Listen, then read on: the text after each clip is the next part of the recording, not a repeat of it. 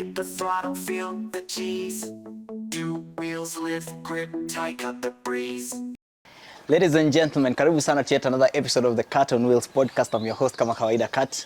And as usual, we're here at the Black Rose Garage, your one-stop shop for everything. Hapa hivi kuna matires zinauzwa, ukitaka gari, bike imeharibika, Land Rover, whatever. Come to the Black Rose. It's called Black Rose Chendro now, from what I was told. And today I'm with another special guest. Someone told me, one of my fans was asking me, Kwani all your guests are special? Guess what? Every biker is special. You guys don't know that. And today I'm with one super guy called Tete. For those of you who don't know Tete, you are going to know him today. And for those who've asked me to bring him, I brought him, but unfortunately he's decided to cover up his face again for obvious reasons. Apparently, from what he has explained to me, is that he has a lot of side chicks na alafu ni celeb na hataki kujulikana tena. Sasa hataki akienda huko nje kwa restaurant ati ameka hivi alafu ana have kadina na one of the babes alafu nyosema na kama mnaanza kumgotea hapa ati I like your bike. Happen ndio bullshit. Karibu sana Tete. Naweza ongea sasa. Wewe acha bro. First of all, tuanzie hapa. Ati Maside Chick 50. Ningekuwa na Maside Chick 50 maybe hata sijui. So why are you anonymous? But honestly, I think first of all, and thank you very much for inviting me. Thank you very much. Karibu sana bro. It's been a minute. Karibu sana. Because I think mini biker. True. Now, this podcast, me, I'm coming to it as a biker, not as Tete ule msema huko nje kadhalika, you know? Yes, and I'm a private person. Yeah, very I'm a private person. I've got my family, nini. So ni kujibu my story as a biker, as me being a biker. Na ina limit hapo hivyo. And that's it. Yeah. So I'm not interested in hata as you asked me just before ulikuwa unaniuliza ati mbona huko social media yani. Yeah, by the way. Celeb. Hata venye umesema hata sikia kwanza hata venye umesema ati a very special guest.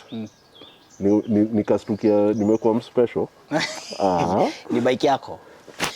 Let me tell you, you're saying where's a celeb, but what you don't know, like I told you earlier, I reached out to you because 5 guys asked me to call you. Doesn't that make you famous? Paka imebidi nifungue hapa kwanza nisikie. No, nakwambia. Sasa see TikTok we've been seeing and then you telling me how they were showing you stuff. That's so you see what's happening. Actually, daughters. Yeah, your daughters. Actually, kilewanga ina happen. People know you by your bike. Your bike yako like unapitanga places na nini, and then somehow in the biking community watu hujuana, even mafans wa bikes, they just know you by name and they don't know you by face, and then your bike is what identifies who you are. So that's what makes most bikers very famous out here. You've seen at the comment, like the other one you were seeing, a guy was saying, hey, this guy Tete, I know him, huyu jamaa anaendanga tu. And then, that is so true. The other day I met you in town at 6 p.m. and I'm asking you, nakutolea from ya Karirano, nasema, easy, we go. So see, bikers who wenda tu, you see. Yeah, so wezi niambia wesi celeb. Weni celeb, wase wanakujua bana. From that point of view, basi yeah, you get my point, yeah. So it's good to be anonymous, pia. Otherwise, you wouldn't want. Would you say there are some people who know you as a biker and then they know you by face, who wenye ungetaka wajue? The only people who know me as a biker and by face are bikers generally.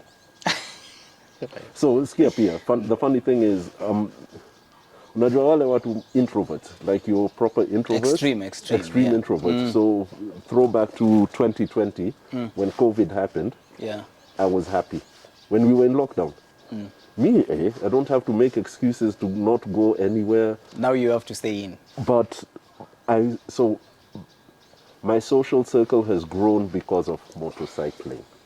That is true. Biking has taken me out of my comfort zone, out of where I'm just happy, and I've met so many really cool people juu ya hii machine. Hata ile ya kwanza yani, akale karale nilikuwa nimeanza nako. Yeah. Hiyo ndio ilinitoanga kwa hao. That's what's made me meet people. The only group activity, so I train martial arts as well. So we'll talk about that. Okay, so the only places where I meet people is biking or training. That's it. Other than that, home. Other than that, I'm at home. But 80% is on the road. Yes. That one I totally agree. I saw that. Even 85, 90%. Even right now, chances are kuna random after this. Where are you going? Inategemea na time. If we finish, then something random is, I don't know, me I think to myself like this, is maybe because I came into biking properly late. Okay. Okay? So why am I saying this? I'm saying like guys, especially these younger guys, I'm like ETC, Edu the Chef, these guys who the old school, Akina Oyaya, The OGs. the OGs of biking have been biking for so many years. Maybe hiyo kiu wamekata hiyo kiu kiasi. Imepungua. Imepunguka. The thrill is somehow reduced. Me, no. Bado. You're picking up. How long have you been riding? So when COVID happened, I live just off of Thika Road at Allsops, so I can hear the highway. So then when COVID happened, I used to hear na niko tu kwa keja. And that was like, hey bro, and then I think a lot of us, our more mortality came, especially if you're older. So I'm going to be 50 this year. Sindio? So me, like when you're younger, when you're teens, into your 20s, into your 30s, like you really do have that, death is nowhere in your mind unless something has happened. It triggers you. Yeah, and there's always tomorrow and there's always next year. But I think from after I passed 45, I became very aware of the fact that time is running out. And life is fragile. Yeah. So then when COVID happened, I was like, as soon as I can, I'm going to have to buy a bike. Enjoy life, I'm not going to die wishing that I had ridden. So before COVID, did you have these thoughts of wanting to become a biker? I've always loved bikes. Since Kitambo, not nilikuwa na bike, way. Nilikuwa na Rebel 450. Which year was this? I don't count. This is when my first daughter was born. She was born in 2003. I sold that Rebel. So we were living in the US at that time. Akazaliwa.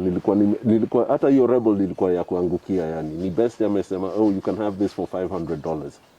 And I was like, wow, thank you. So I bought it. But it was a fixer-upper. It needed some work, sindio? So I'm fixing it up, it's getting to the place where it needs to be. Just as it was landing, now it's ready to get insurance na kila kitu and ride. Huyu akazaliwa. Now huyu kuzaliwa, you have to now decide. Mahesabu kidogo. Mahesabu haziingiani. Priorities. So hiyo ikaenda. So it was 19 years of hearing motorcycles and seeing motorcycles and because of other responsibilities. Yeah. Okay, totally get you. So the advice out there is, if you have to choose between bike and... No, the advice is, if you're not married and you're into bikes, buy your bike now so that... if it happens, by the time your kid is coming, uko hapo tayari, but also different people in different places financially. Yeah, but it's like I wasn't in a place where I could financially justify keeping a bike and when I have a baby and mama mtoto and you need to be able to get A to B and whatever, True. So you didn't get to enjoy that rally? No. Actually, you didn't ride The Rebel, I didn't ride the Rebel really. After all the renovation? Ilikuanga tu kwa garage. Sinikiwakia. Then you decided now to get rid of it too. Oh man, that must have been sad. But look what miracles do. But then, so what? Nikachukua Raleigh 250. So now when it was coming back, it was like, first of all, buy a small CC bike, at least nizoea kwanza, kabla nipate bike bigi. Sindio? So, Gigi, all those online places, I found a guy selling a Raleigh for 180. From Gigi? Yeah. It was OLX at that time. It was OLX at that time. Yeah. Nikaenda Voi kuichukua. Voi came back, I rode it for 20-something thousand kilometers. And that was the advice I was given. Like, yeah, you may have ridden before, but don't just go and buy a big machine. Anza na machine yenye utawezana nayo. You'll make mistakes on it and it won't be dangerous. So that Raleigh 250 nilifinya kuifinya. Nikaifinya. I rode it for maybe 30,000 kilometers. Ikaharibika. I broke the subframe on that bike. Nikienda off-road. strip sprocket, strip drive shaft, the counter shaft. Then nikingoja spare zikuje, nikajuana na huyu msee Martin Mureithi, ubarikiwe baba, because He owned this bike. he owned this bike. He sold it to me for an amazing price. Sitashinda nikisema price ilikuwa nini. And he let me pay for it in installments. Ah. Yes. And he let you own it as you pay in installments. Bro, when I gave him that first installment, he gave me the bike. He gave me the keys. Ah, yeah. Like That's the only rare. thing that was left was to do the transfer of Tim's. Eish. You, Okay. you know, like a blessing. Yeah? Oh, So- that's interesting. Ndio nikapata MT-09 Tracer. And Life changed. you know, I'm not going to ask you what happened after that because at this after point that, now, names were random too. anywhere, everywhere. Hey, if you want to ride, let's ride. And I feel like you're living to that, what you are planning or you're expecting. To say that life is too short and fragile, there's no point of just sitting around and saying, I'll do this later. So ukitoka nayo wewe umeenda Wacha ukienda. niende, bro. But your first experience of biking was off-road. That explains the... Yes. So what bike is this? This is an MT-09 Tracer. Back then it was called the MT-09 Tracer, the UK version. In the States they called it the FJ-09. But it is basically a 3-cylinder 850cc sport tourer. I think is what we could term it. So somewhere between a sports bike and this one that you're on right now, this BMW, this comes between there. So a very comfortable seating position. I remember riding from Diani to Nairobi, getting to Nairobi na nikafeel, hey, hata sijashiba ride jo. Where? Nikaenda random tena. Nikafika Naivasha, ndio nikakata U-turn, nikarudi na hii. Ukasema, But that just shows how comfortable the bike is. yeah, sport bike, you can know? do that. And then like even for example, yesterday was Sunday, tulikuwa Twisties na kina ETC. Where? Karerana? Hizo za Githunguri tu. Oh, the konyoka Yeah, hizo vibes. yeah, and the bike I was with people with 1000cc bikes, but in the Twisties tuko pamoja yani. Ah, okay. So Iko katikati yenyewe. iko It ready. looks like it is. Oh, that is very nice. So far, it's something you don't have regrets actually getting into. shida wa bike is not regrets of getting into, lakini ni sasa nitaongeza gani next. Bila kuachilia hii. Si actually bike Ya personally. kwanza watu hawachiliangi sana. You've mentioned about the rally, was it 250? Or, yeah, you'd say that's where you got good experience, Yes. yeah? You started with 2 bikes. These issues of sprocket kutoka in. I remember there was a time, the first time I met you at Shivam, you were mentioning that story about sprocket and I was still a newbie. I was really scared to hell. I was like, hey. So would you say it's the issue of the bike maintenance or negligence ama tu ni... I think, and this is something that I've learned since then, is first of all, build quality of the bike. So I don't think it was a negligence thing.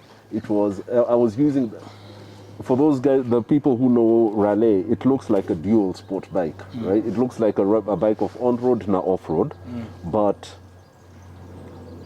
what it looks like is not what it is, right? So I was riding it as if it was a Japanese, like a WR250 off-road bike. Ile shida iko is that bike was not built to a build quality of riding like that. So if you just ride it on very light off-road and on the highway and you don't push the bike, don't try jumping with it and all of this, bike itakuwa sawa.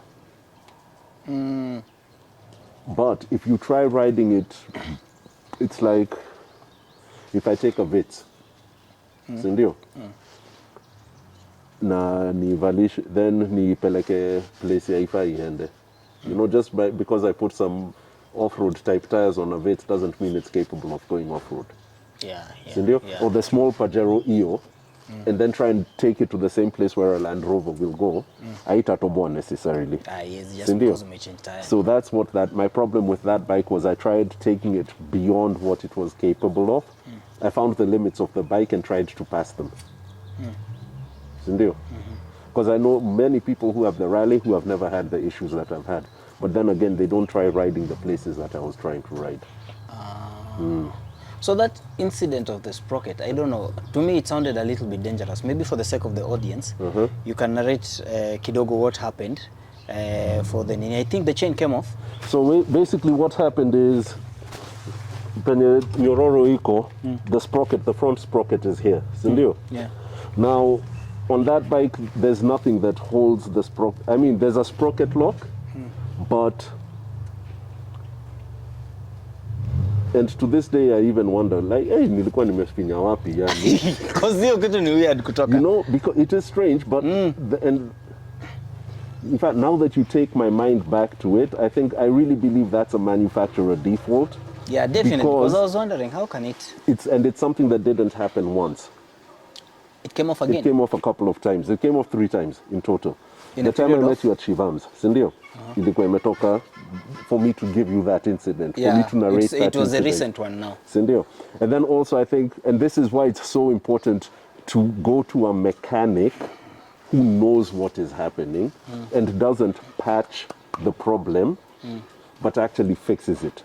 Because now you know how you start remembering. At that time I didn't know, the mechanic I go to is Wero at So here was TRM here. Airport TRM, two wheels Two wheels then, yeah. right? So you've got mechanics like Wero, you have mechanics like Oyaya, who are at a certain level and probably will not let you go out. When the Will bike not is let you not go yet. out with a machine that is not where it needs to be. Sindio? And that's why I even remember Oyaya himself saying, when you find a good mechanic, make sure you pay them properly, you know, take care of them, take care of them because they're the ones who take care of you. Sindio? Jogo wacha jogo iwike. Oya, takula hii kuku. Oyaya hiyo kuku yako.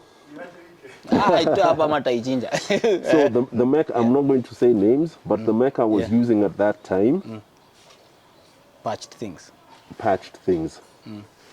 So it was interesting. The first time the sprocket came off, I don't think he ever put back the sprocket lock the way the sprocket lock was supposed to be. Sindio? So ikatupa hapo. The last time ilitupa hiyo sprocket was actually, I was on Mirema Drive and it was at night. So I was like, now how do I get rescued? I called a friend called Vic Dairo. He's also a mech. He's the one who went with me to buy my first bike, Asante Sana Vic. And he was like, uko wapi? Niko hapa Mirema. Siuingie hapo kwa Wero, akuangalilie. What time of the night is this? This was at like 9 o'clock. Okay. So where do you start going at 9 o'clock when you're a place and you don't even, you know? So basically the sprocket comes off, the sprocket jumps off and your chain flies back.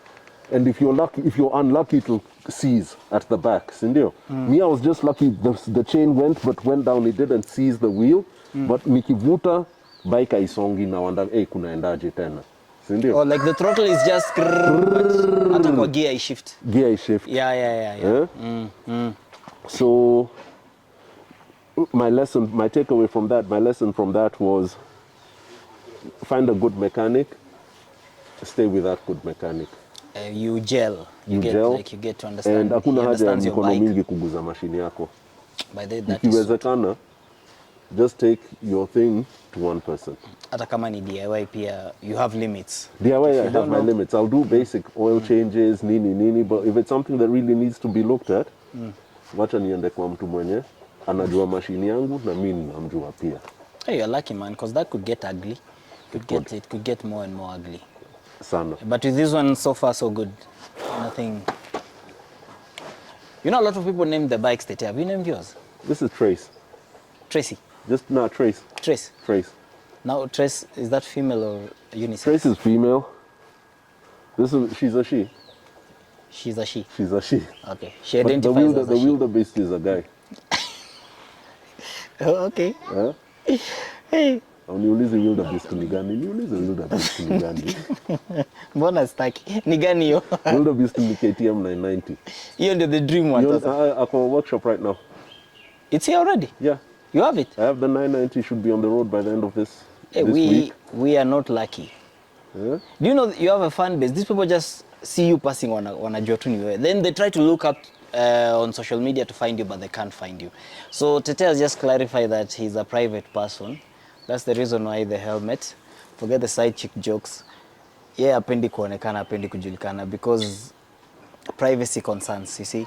So now that you understand you have a fan base, I believe that you understand how it goes now. But so if anyone stops you on the road na akwambia umuonyeshe helmet, utoe helmet, akuone, Tutahagiana na helmet ndani jo.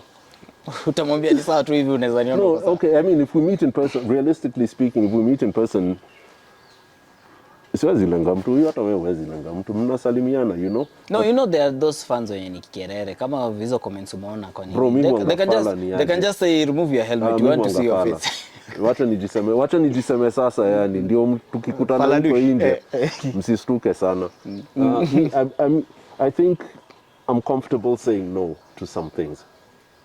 Without flinching. Without feeling shit. Yeah, sorry, excuse my language. Without flinching. We'll mute it. Yeah. That's crazy. I feel nothing. That level of confidence, huh? Really, I feel because I mean if that's we don't just know who you each other, are. and that's another reason why I think if you put yourself out as a public figure, you have to accept all of these things and prepare for them. But if you let people know that I do enjoy my privacy, you know, you can't kungoteana na tumekutana place sawa tungoteane, you know, but not isianze kukua mambo na kuintroduce watu wako nitamuintroduce kwa ETC kama hamjui. Huyo ni msee wa live ETC anapenda kila mtu na ako game the whole time. That guy is good and vibes, then you know then pia ETC unaendanga place na you're going on a random, unastukia akona waseka 50 wanangoja kumgotea, kupanda bike, kupiga picha na nini. I was in nyoka with him. This guy we park like this, bodabodas wamemzunguka, they're like, hey, ni wewe bwana. And then you know he has this thing that stands out. That one. Yeah. It identifies him. You like, know? hey. And then all his bikes are green. You know, yeah, by the way, I really get your point. I get what you mean. Yeah, so I think, guys, you know now, Jamaa, he's private. That's the reason why he's not going to take off his helmet. As much as you guys said you want to see Tete and know who he is. But today you're going to know who he is in terms of riding and biking, because this podcast is bike related. Oh. So now what are some of the good moments you've had with the Trace, and some of the moments that are regrettable, and just basically the good bike moments, vibe? Good moments with Tracer every time I swing my leg over, bro. Like more or less, like let me say the not so good moments, or the moments where I've felt, you know, have generally been because I've either tried to ride beyond my limit. Bro, kuna time nilikuwa nimeenda coast, when you enter Mombasa town, or when you enter Mombasa, then your bypass yao, you come to a place where the overhang, it's a very long, sharp left corner. And it stretches as and it keeps going, sindio? And like maybe 2 kilometers before that is where lami ndio imekuwa smooth, sindio? Umetoka Mariakani nini, especially on a sports type bike, rough, then I hit, nilifikia hiyo lami kwa smooth nika. Kumbe, kuna hiyo kona imekuja. Haikuwa inaonekana alia. Haikuwa inaonekana, so first, second, third, fourth, then I'm like the corner, I'm like, okay, gear down here. Nikastukia kona aishi. Unafaa kuendelea kulala. Nimefika linangali yangu yote. Unakuwa magoti. Then you know how, especially when you have less experience, something like that, your instinct is to go on the brake. The clutch, yeah. Kumbe you go on the brake, bike inafanya nini, inaanza kusimama. That was the one time I was like, I am not siangushi bike. I don't know how I came out, but I rode from there to the ferry, I think at like 10-15 kilometers per hour. After I stopped kwanza kwa side ya road. Umesimama side ya road kwanza, utetemeke zako zote, ujistabilize, ndio nipande bike tena. Every bike about with that experience, unasimamanga una question your... I came in too hot, right? So let me not underestimate a corner now. Regardless. Unless I know this road like the back of my hand, nikiingia corner, naingia trail braking, until I can see the exit, sijaweka mafuta. Nikiona exit, as in I haven't accelerated. slow down, trail brake, use that speed that I have, maintain it. When I see the exit, accelerate. Si ndio? Hiyo time nimeona tuko na nikaanza nikaekele mafuta. Si ndio? Number one. Another situation where that was not good. Hata niko in undercover mode. Hiyo ilikuwa ni ego yangu. I'm riding to Eldoret. And you know that highway, motorists have a habit of coming out. Oh, hiyo ni bike imekuja, wacha ni overtake. Yeah, okay. Irrespective of the fact that I can't take my bike off the side of the road. Ni drop, si ndio? So, huyu msee alikuja, ana overtake. Then my ego and my anger took over. And I decided, huyu msee mtamvunjia side mirror. Wacha tuongee ukweli. So I came and I punched his side mirror. I let my anger take over. He broke his side mirror. Me, I broke my hand. Guys, I hope you're listening to this. If you check out my Safe to Ride classes, I talked about road rage. Road rage, ndio hiyo sasa. I let my road rage get on top of me. I let my anger get on top of me. By the way, hata sijafika Nakuru, naenda mpaka Eldoret. Si ndio? So in my I'm like, oh, you think you will do that to me? Here, kula hiyo kwanza. You're blind martial arts. Yeah. So him is gone with his broken mirror. Mimi nimeanza kufeel. And the thing Like, is, if you've broken something before, you know the feeling. Ah, trust me. We know the feeling. man, Unajua hiyo joto. Nika umegorezwa kwa lami. Bro, nilifeel tu hiyo joto mwili yote. Then ikalocalize up. I was just like, damn, I broke my hand. You are sure about it. I knew it. Which hand was it? Yeah, throttle. That's the one. Throttle hand. Hey, na hiyo saa ndio So nahitaji. then nimevaa full gauntlet gloves at that time. So mkono inavimba ndani ya glove. You are still going despite feeling the pain. What could I do? You didn't want to stop anywhere Because I knew if I go to the hospital, they'll take an X-ray, they'll start saying, oh, they have to put a cast. How am I going to ride to Eldoret na niko na cast kwa mkono? Bike nitaacha wapi? So nilifika huko, nikanunua ibuprofen, painkillers, ile Voltaren ya kurab, first time like non-steroidal anti-inflammatory. Nikawaka hizo, nilikuwa na fabric glove, nikatoa gauntlet, nikavalisha fabric, na nikakimia. Because if you tell non-bikers that you had something like that, wataanza kuuliza maswali 50. Wengine wanataka mrudi huko. Wengine watasema hata inafaa uachane na bike.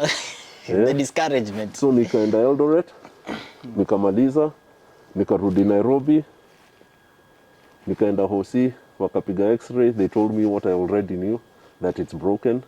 Was it so bad or just a It was a complete like imeachana? Yeah, hata ndio hii hapa sasa imepona. So how long did you go to the hospital? How long did it take you for you to go to the hospital? Like how long were you in Eldoret and then you get back and then Eldoret tulikuwa weekend. Also Friday, Saturday, Sunday, and So then Monday Sunday I was back in Nairobi. Sunday you were back, you went for the X-ray. Yeah. Aya, na mfupa ikuoza like the... No, well, so like I've said, I've broken different things before. Like playing rugby, I've broken. So I know the procedure. And nikaona sitapona tu. No surgery? No. I asked him, if they do surgery, what is the pluses and minuses of surgery? Will it improve? Like, if I don't do surgery, will I lose functionality? They said no. So as soon as they were like that, I was like, okay, sawa, wacheka. Na imepona na iko sawa. Man, it's good you're admitting that it was your fault at the end of the day. Like you let your ego take over. Most people don't do that. They'll still want to justify their actions despite the turnout of events. So road rage is not really necessary, like to nini. Sometimes you just relax, unaacha tu ipite. You know, kitu ingine is, I think we know that tukipanda bike, like we've taken our life in our own hands, sindio? Yeah. When even on a day-to-day it's like that, but it becomes very clear tukipanda bike, sindio? Me now with my brother pia ni biker. You had mentioned, Yeah, and I ride 390 And we've gone on some trips together. We know, hey, umeenda ride, be safe, umeenda ride, be safe. One thing that we always say to each other is, if I make a mistake, afadhali nikuambie what I did wrong, because inaweza kakusaidia on the ride out there. Yeah. Instead of I make a mistake, then nikuje niseme, oh, huyu msee alifanya hivi, huyu msee I give everyone the blame except me. Wewe ukiingia hiyo situation, tumesaidiana aje? You know? It's rather like than if gaslighting, I ride, Rather than gaslighting. Hakuna haja kugaslight. It doesn't make sense. And because tuko na hiyo brotherhood, hiyo community ya bike, afadhali tuambiane what really happened. But not everyone does that. But not everyone does that. Because ego, I think it comes back to ego. Because if my ego is there, I don't, sina makosa. And you're justifying the fact that it's not your fault, actually. Yeah, but then that makes sense. If you train someone, if you give someone some tips, I think it helps, man. Because even like, or for example, when is it? Hey! Now I say, oh, bike. Sorry. Okay, no, the last one, kuna time nimetoka, nimekwambia mi huishi Allsops, si ndio? Mi huishi Allsops. Venye ukitoka service, kabla ufike survey, that's where you join the highway, si ndio? Umepaona? After hiyo daraja ya GSU, tumeenda na tao. Yeah. Si service iko hapa, ndio ukuje saa ujoin highway, umeenda hapo Mathare hapo. Ile stage ya Mathare, ya north, si ndio? Kuna time nimekuja, nimetoka hivi, nikaona msee hapo, nikasema, hey, cheki msee. Uliona hii ITC pia alifanya the same thing. Bro, akasema nienda hivi nikisema cheki msee, kuangalia hivi mbele, si ma3 imekuja ikasimama hapo bro. Nilihata hiyo ma3 na millimeters. Kutoka hiyo siku siwaonangi mkiwa kwa road yani. Siwaonangi ni huenda hivi ati kuna msee hapo. Sawa. Eyes on the road. Eyes on the road. Bro. Awareness proper. And then things happen so much faster tukiwa kwa hii machine. Because think, msee akiwa kwa gari, unaweza do vitu more than you angalia up and you've moved kidogo. Ukiwa kwa hii machine, uangalie hivi, by the time you look up, hata unaweza kuwa umeenda near, you know, things have happened around you. In a split of a second. In a split of a second. That is so true. I totally agree. In Anyone with a 600 and above, you shouldn't play. Should not be doing those things. You know? Kule kwa macho. Me, sir. So for me, those are things. But good things that have happened on the bike to go. I know I said every time, blah, blah. But no, actually, good things that have happened with Trace is... It's good you're taking your lessons, man. Mi sijawahi on a community ingine where watu... You know, in a lot of other sections in life, I don't know why, like... People like you maybe because they want something from you or you can do something from them or, you know? Hii community, nimeona watu wanakupigia simu ama wanakutumia text just to check on you. To check on you. Wanna come through, Or to just enjoy your company. That's it. Na inaisha kila mtu anaenda home. Na kila mtu anaenda home. Nikikupigia simu tuende random, sio ati tuende random then unibuy hii tukimaliza. We're doing random. We fuel random, and go random and go back home. And then we go back home. Oh, wow. Ama unasikia msee amesema, ni aje, weekend unaduaje, si tuende round, nitabuy lunch. You're like, wow, from where did that come? You know? It's random actually. It's random. Just like as it is called. So hiyo ni kitu nimeenjoy sana with, like, just, for me, one of the best things from riding is all those other things we talk about, but it's actually meeting some genuine people, yani. It's true, by the way. Na ni kuitana tu. Yeah, man, that's memorable. It's one of the good moments, by the way. So no regrets getting into biking, actually. None. This is something you're likely to do baka time. What do you call it here? Me until I can't ride anymore. And then I'm going to buy like a tricycle or something. Kitu kona mguu tatu. No, but then also... wamekataa gari kabisa. Hiyo ni mvua. Yeah, it's just drizzling actually. So, and then also... Yeah, so ni hiyo. The community. Bro, ni community gani ingine iko 911? Nime break down, waseka 50 wanakuja kukuokoa. And hata wenye watafika they try to see if you're good. The first time I got a puncture on the bypass. Bro, I ride on Which one? Southern Bypass, si ndio? I'm going towards Mombasa Road. Kuna mse amevuta akikuja in the opposite direction. Ameangalia hivi akauliza, nikasema, this guy went and picked a U-turn and came back. Na ndio ameniokoa. Wase wa gari, unaweza kuwa hapo na gari ushinde hapo 3 days ukingojea mtu ati Anakupita tu. Sawa hapana, huyu ni mwizi. Ndio hiyo. Kwa bike. But also, you know, some of them, they don't know the difference between a private biker and it's just that ours is a community, so you can easily know, this is a private bike. So that's how they're able to differentiate. Kabisa. Which is a good thing, by the way. The biking community at large, as much as kuna politics that keeps happening, kuna uzuri wake yenye ni There's mingi something sana. beyond those politics. When push comes to shove, Which is kuna good. hiyo. By the way, I totally understand. Sasa, for you generally, how would you term the state of the private biking community here in Kenya, actually? Bro, gava wache wana, sorry, sio hivyo yani. Like, but, I mean, no, you know what? Honestly, it's like in every sector, but the barriers of entry to biking is ridiculous. I think we could have a more thriving scene if bikes were more accessible. Accessible. Yeah, I mean, like, okay, I want to buy a bike, I want to buy a used bike, I want to import a used bike. When I look at how much I'm going to pay for the tax to bring that bike in plus the shipping, The at customs, that point, eish. unakufa tu moral. You know? Unasema tu ache ikae. Unasema wacha ikae. That's the reason why you can have a 2008 bike in Kenya being sold for 1 point something, when the same bike, Maju, if you live somewhere and you're buying the same bike, 600, it would cost like 600 USD. Do you know they ship it at that cost, and then that's when zikifika hapa the prices hike because of that. Kabisa.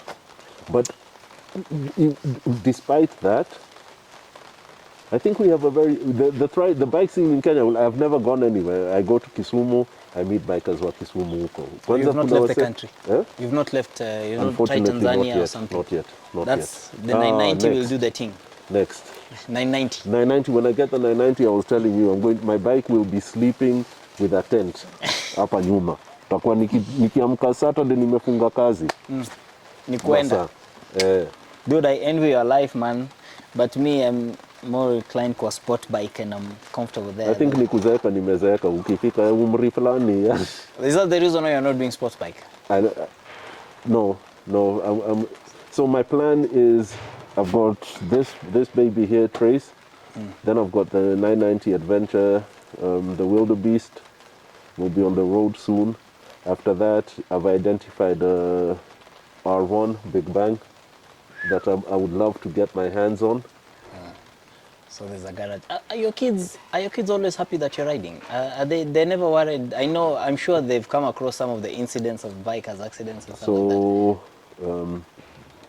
They both want bikes. They both want bikes. They want bikes. Yeah. They want to get into bikes. So the 20-year-old hopefully will have a bike soon. And Which then one? Which one? Same as daddy? No, I'm probably going to start her on something smaller. Then she'll go up to a 390. I know she likes the 390 Adventure. But I'm going to keep this for when she's ready. She can jump on this. And then the 18-year-old, even her, she wants a bike at some point. So, and they both love riding pillion. You're just influencing them like that. Tuko the same.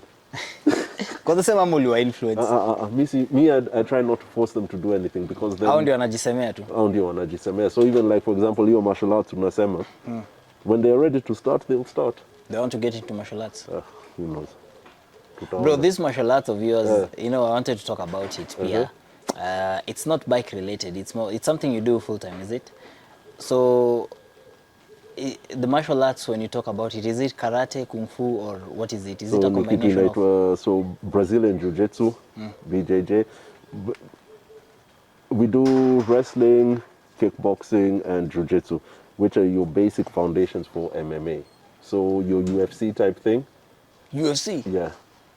Hey, so that blows mixed and martial arts, and all that. So mixed martial arts, that's what we train. We train the different arts. So see, mixed is mixed martial arts, ni getoero. is What is that? Why is it always associated with violence? Because you don't look like a violent person. And But here's the stuff thing, like I that. realized when I started training, so I started training 2007, I was 115 kilos. Nilikuwa mbigi. Nilikuwa nimevaa trau size 42. Nilikuwa na rolls ka tatu. When was this? This was Rolls ka 2000, tatu. 2007. Zinaitwa love handles. Those were rolls, spare tires. Hizo zilikuwa zimepitisha section ya Watu love waache handles. kusugarcoat. So I wanted to lose weight, nikaanza hivyo. And then I realized the more I train, the more chill I get. It's almost like counterintuitive, you know? Hakuna hasira. Hakuna hasira, umeziacha Huko huko kwa training. kwa tizi. And then also I think the fact that you know that you've trained to fight, you fight people who are trained to fight. When you meet someone who isn't trained to fight and like they me, start for talking sana, wewe unajitoa. Walai. Yeah. Because deep down you know unaweza chapa umse Number one, A. Then B, also, anything can happen. when you decide to Anything can happen. So I can train, I've trained to fight, right? You haven't trained to fight. You bring attitude fulani. Me, I come like, hey, nini. Kumbe umebeba kidikdi kama kitu kama hiyo. Exactly. You don't know who you're dealing with. And at the end of the day, I'd rather walk away. I have nothing to lose by being the more polite person. Yani Tete, you would advise that despite the fact that you know very well, even if this guy came with a to dick, you can easily defend yourself. Sometimes Bro, it here's can the just thing. get ugly. If push comes to shove and we have to fight, and something is going to go down, me husema hivi, and I don't want to fight. I don't want to fight. I don't want to fight. But if I have to fight, kuna mtu atalala hosi. Sure bet. Bet. And if it's multiple people, you know, there's a time unaona hapa kunaweza nuka, si ndio?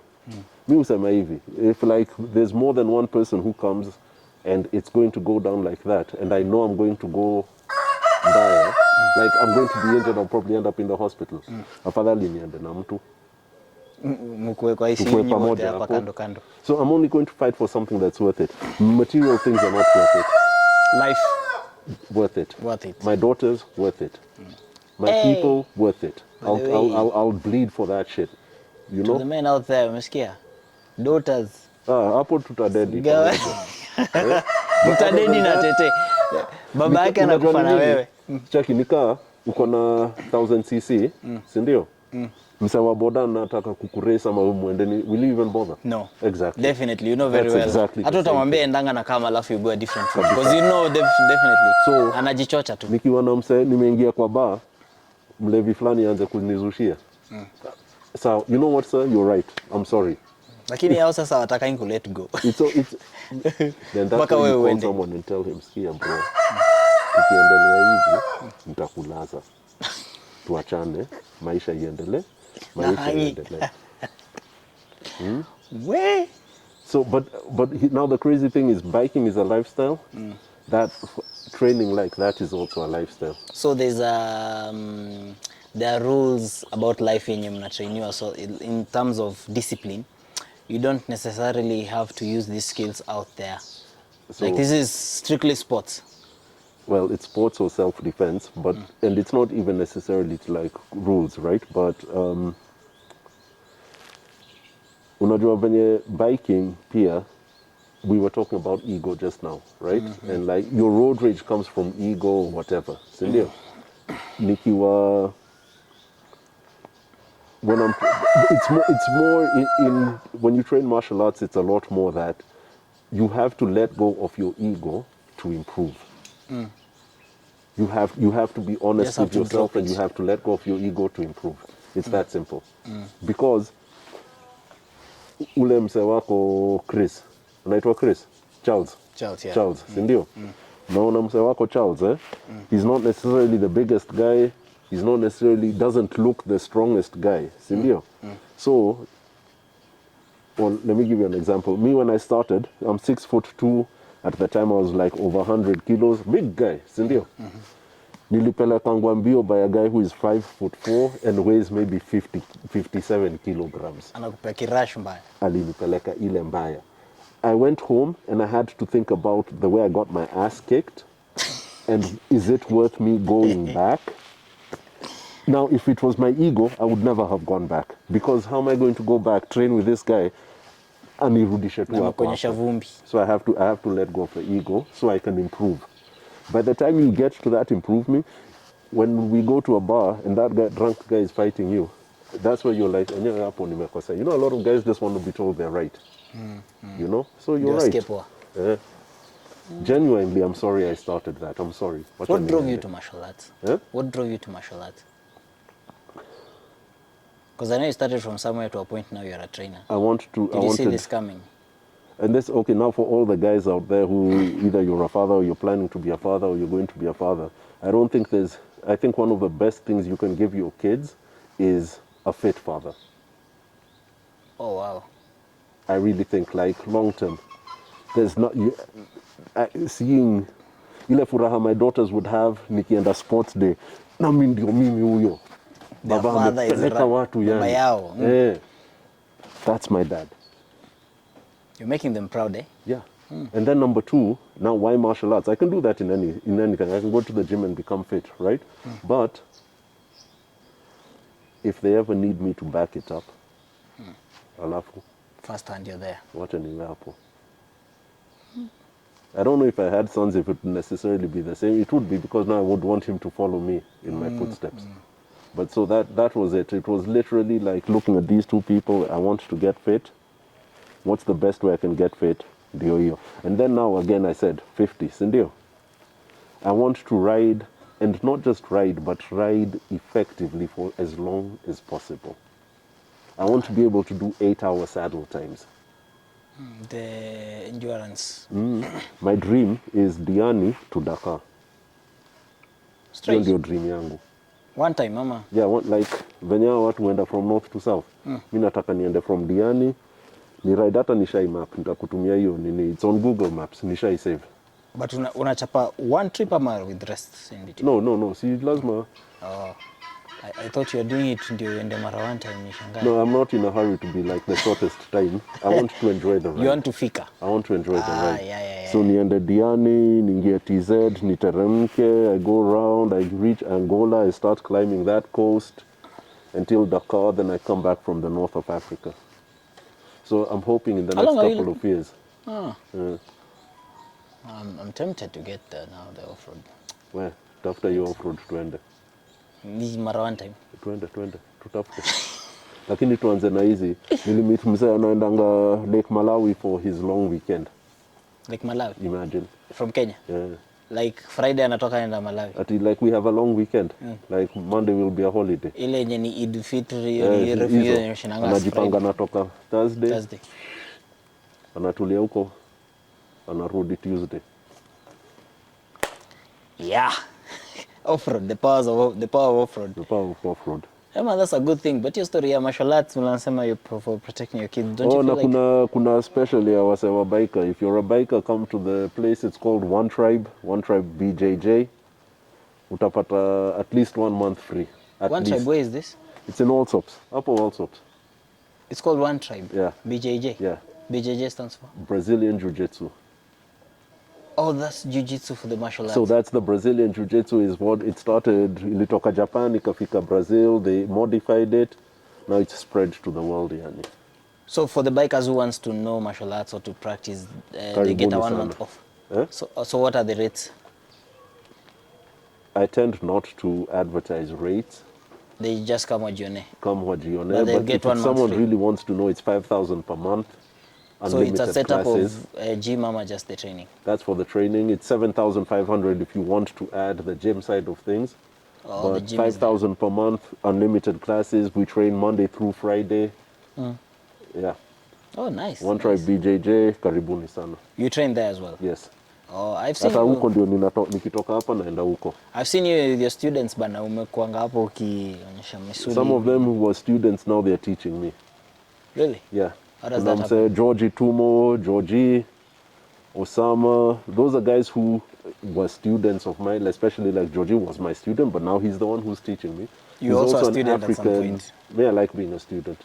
Ah, I okay. enjoy being a student. And like George is an African champion. Alienda South Africa, akawacharaza. Yeah. Does it involve some theory as well? Or? Yes, it's the most cerebral martial art that you can find. Like, you have to study. We call it kinetic chess. It's like chess of your body. Because you've got moves and counter moves. It's not like just kickboxing where you just pop. You're going to move, move, counter move.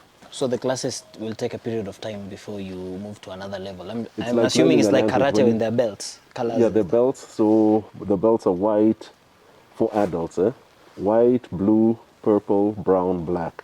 Generally takes, if you're training 3-4 times a week and you're a regular person, it could take you 6 years to get your black belt, 5 or 6 years. But that is regular, every week, 3 times a week.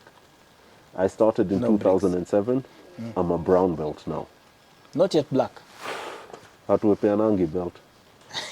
Because you have to have the requisite. Who endorses or who is there? Like the panel, where's the panel coming from? So what happens is, like, you need to have a certain level of knowledge before you move to the next belt. Sindio? So generally, it's like there are certain moves that you need to know, certain concepts you need to have. By the time you get to brown and black belt, you know pretty much. Like, if I roll with someone, if I fight with someone, right? We call it rolling. I'll be like, this is a real black belt.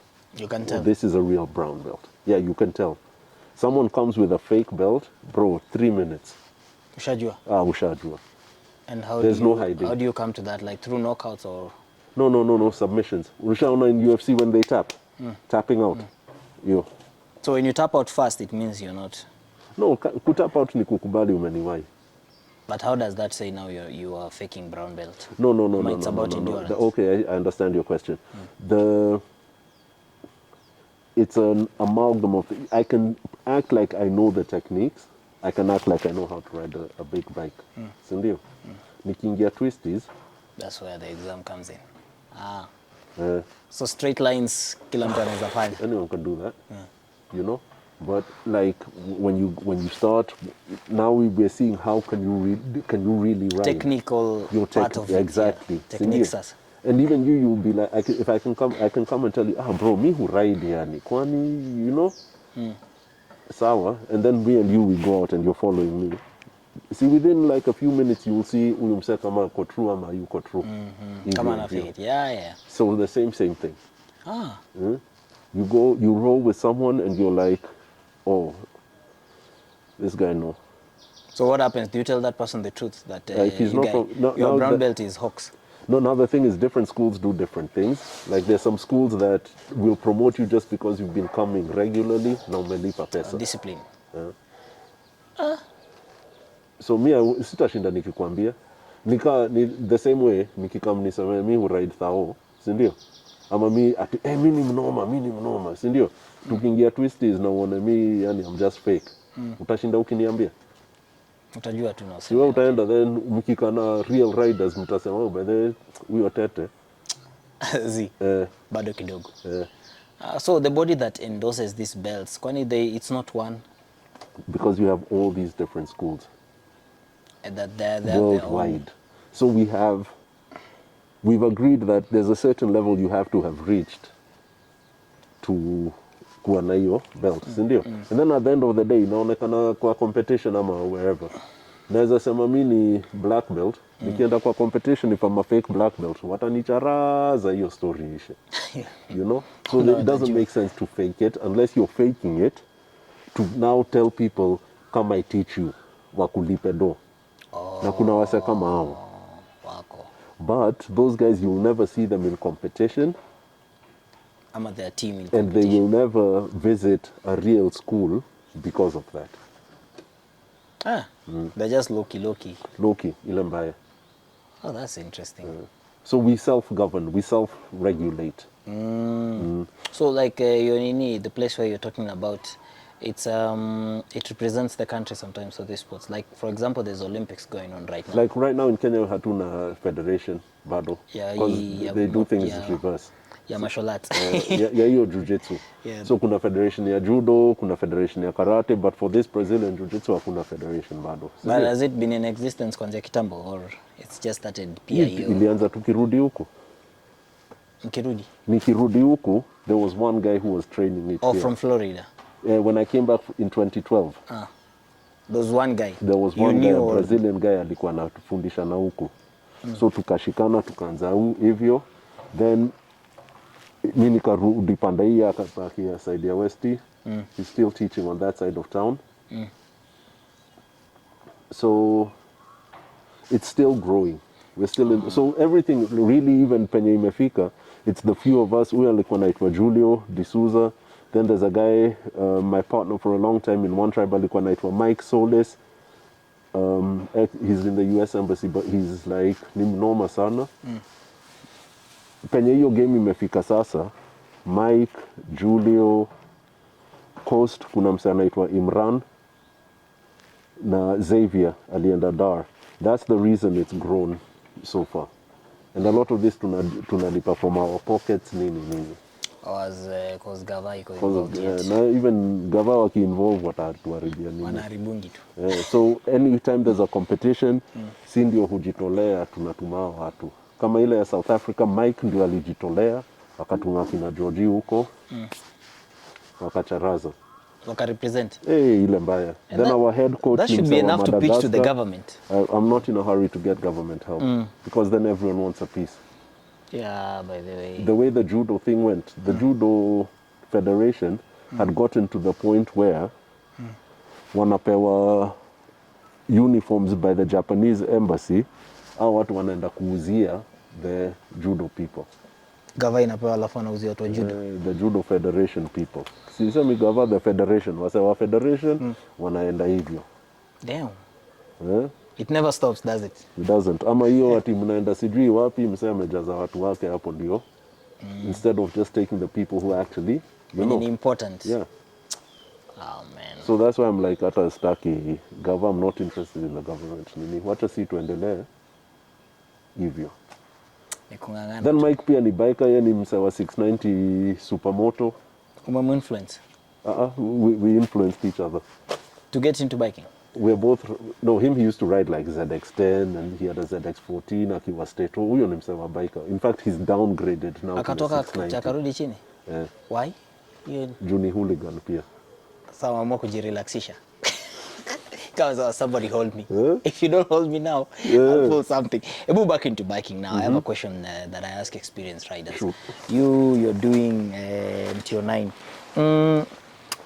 There are people who bought bigger CC as their beginner's bike. And then there are those who bought same bigger CC for their beginner bike. And then kuna wale wenye wako lucky, they don't go too far. And then kuna wale wenye wana go too far with it. And so I'm sure those who bought their 1000cc and they go far with it, like by far with it I mean things like accidents hawajakuwa na maswara. Yeah, they get to encourage you. Yeah, it's fine, you can go for it, and they give their advice which is genuine. And then those who've gone down na cc kubwa, and then probably majority will say it's because you started with cc kubwa. What's your take on that? Do you really think it's because of the cc kubwa or lack of discipline, or what is it? All of the above. If that question of yours was A, B, C, D, and D was all of the above, it would be all of the above, right? And the reason I say this is, the first time I got on this bike from the 250, nimechukua garage hapa TRM, nikaingia Thika Road, nikaweka hivi. By the time I got home, I had two thoughts. My first thought was like, hey, I'm so happy nilianza na 250. Na nikanyonga hiyo 250 to the end. To its limit kabisa. To its limit, sindio? The second thought was, if I had had this bike 20 years ago, I don't think I'd be alive today. The 250? This one. This one now. Oh, if I had started with this bike 20 years ago, nikiwa myang, na hiyo damu. So people are different, sindio? Chemuka uko mbaya sana. I don't think. Because the power that there's over 600, like you said, a big capacity bike has power that needs some kind of responsibility. Now some people are more responsible than others wakiwa young, si ndio? So hatuwezi sema everyone is the same, si ndio? But mi najua my level of irresponsibility nikiwa When you're 20 young. something It's not the one you have now. is not the same as like now I can check myself. I can say hapo wewe ndio ulitupa mbao, Hata ni makosa yangu. you know, hiyo ilikuwa makosa yangu, si ndio? With this one I can be like naweza ingia na kina etc random nisikie, hey, these guys are, their skill set is too far off me, let me just ride my pace. You won't want to prove a point or I something. don't have any point to prove. 20 years ago I would not have wanted ati niachwe nyuma mimi ni washo hata mi niko hapo now. So me, my thing is like, if you really, and it's funny even you say this, there's a guy who came to the garage juzi ati anatafuta 600 ya kuanzia. Really, hapo kwa hilo? Nilimuuliza bro, si uchukue bike less nifinye mpaka mwisho. Una bruise bana. Bro amesema kwani sijui boys wake ako na 300 TNT na shaiskuma ameenda nayo sana hata 600. I was like, sawa bro, Wewe ni boys wako. But me personally, like, I'm like, take a smaller bike, make all my mistakes on that small bike, because there'll be mistakes, you know? There'll be your panic, like on the rally. Kuna place nimekuja, your panic break like this, but I wasn't moving fast enough to cause myself problems. Sindio? But I learned the lesson that this is where you don't do this. Sindio? Had this been my first bike and I made that same mistake on this bike, Story ingekuwa tofauti. tungekuwa na story ingine. Okay. So mi naweza sema bro, I mean, especially when it's a young guy like huyo msee alikuwa 22, si ndio? Kamuuliza bro, so if you ride a small bike for a year, what have you lost really? In fact, you've gained more. That's experience. So you're on the side of, you don't necessarily, as much as the people who started on bigger CCs and they're doing well, it depends with your discipline. But generally, it's not necessary to start on a bigger CC. I mean, generally, I'd say opposite. Start on a small CC. Start on a small CC, finya your bike kabisa. It helps a lot with the experience. With the experience. Oh, nice. Okay. You've shed some light. Asante sana for coming through. Now guys wamekuja kukujua. You asked for Tete. Tete is here. Wenye mko na bike tuende random. But sasa Tete, there's no way they can reach you. You guys when you just see him, I think. Si nilikwambia ilibidi niingie, huyu ndio alinifanya niingie TikTok sasa. Now you're on TikTok. Mr. Randoms. But sasa Papa nikajiita Mr. Randoms. You've not followed me on TikTok. You're on TikTok. Follow when you No, what are you? What's your name on TikTok? Leo. Sai. Leo, this today. Hiyo ni yenye your daughter amekufungulia? You know, no, we nena mimi ndio nilijifungulia, I didn't need your unapeana majina. Bo. Really? Tete, you know, I tagged the wrong person the other time, akanidia akaniambia, sorry bro, mimi si Tete, but the Tete you are talking about namjua. Si ndio hiyo kwa 2 wheels following. You're who? What's yours called? Modo arora kaka. Modo wa fiki. Mtu angalia wapi? Ndio yangu. So you go to your nini and then you just check homepage. Bro, I'm not that slow. Shit. The reason why I'm struggling is because Nana yuko hapa hivi. Tetresa. Okay, nice. Tetresa. Tetresa. You say unita tape here, like in a short form. Mr. Random. Very nice. Now at least I can get to tag you without tagging the wrong people. So ndio na hapo naona you're following me too. I'm following you now. Usipige wave bana. Hiyo si tuko hapa, hii ndio wave sasa. Asante sana for coming through, bro, man. Bless up. Thank you so much for having me. Asante sana for coming. We're documenting this for the sake of private biking. You know, we are documenting. A lot of people don't know, but ni important sana kuweka hizi vitu kwa. Someone was telling me that sisi wa Afrika hatujuangi ku document history yetu. Bro, and I think this documentation. We let other people do it for us. That's the reason why we started this, and we get to invite people who are riding, wakuja watuambie stories zao. And then tunazieka tu pale social media. In the next 50 years, 80, 100 years, we won't be here. But the people will be here and they'll be riding your bike or these bikes probably. they'll be talking about this. They'll They'll know that, oh, by the way, there was a guy called Tete in 2024, hiyo ni 2070. Kama kutakuwa na World War 3, that is. Majaliwa.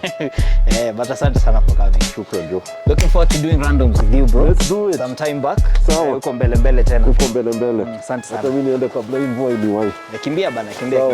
Haya. Charles, thank you so much, bro.